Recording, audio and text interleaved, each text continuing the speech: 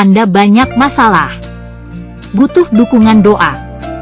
Ikuti Menara Doa Gereja Jemaat Kristus Indonesia Sunter setiap hari Senin sampai dengan Jumat pukul 18 lewat Zoom. Dengan meeting ID 4883171824. Tim doa kami akan membantu Anda. Tuhan Yesus memberkati. Shalom, salam sejahtera dan salam sehat bagi kita semua. Berjumpa kembali dalam Setetes Embun Pagi episode 312 dengan tema Jangan berbuat dosa lagi. Firman Tuhan diambil dari Yohanes 5 ayat 14 yang berbunyi, kemudian Yesus bertemu dengan dia dalam bait Allah, lalu berkata kepadanya, engkau telah sembuh, jangan berbuat dosa lagi, supaya padamu jangan terjadi yang lebih buruk. Saudara, suatu hari Yesus berada di Yerusalem. Di sana ada kolam yang dalam bahasa Ibrani disebut Bethesda. Bethesda artinya rumah kemurahan. Di situ ada banyak orang sakit menunggu air kolam terguncang. Menurut kepercayaan, siapa yang lebih dahulu masuk setelah air terguncang dapat sembuh.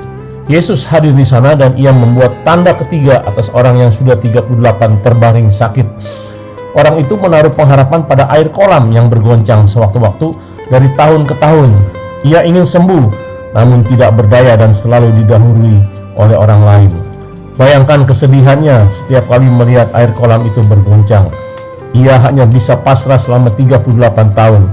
Singkat cerita, akhirnya Tuhan Yesus menghampiri orang tersebut dan bertanya, maukah engkau sembuh? Dan menyembuhkannya seketika.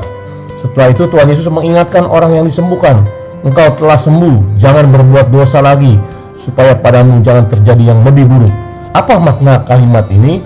Ayat ini sering diinterpretasikan sebagai peringatan bahwa dosa memiliki konsekuensi dan terus berdosa dapat mengakibatkan pengalaman yang lebih buruk dalam hidup seseorang.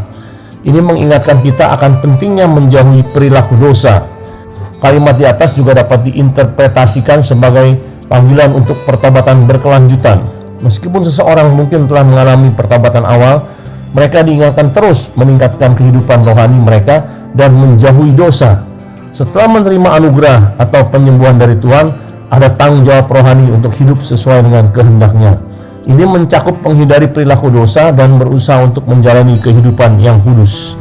Peringatan tersebut juga mengajarkan pentingnya menghargai kasih karunia Tuhan.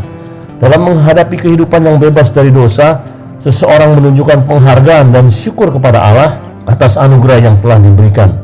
Dalam beberapa konteks, peringatan ini bisa juga diarahkan untuk menyelamatkan orang dari dosa yang lebih besar yang dapat mengakibatkan kerusakan lebih lanjut dalam hidup mereka.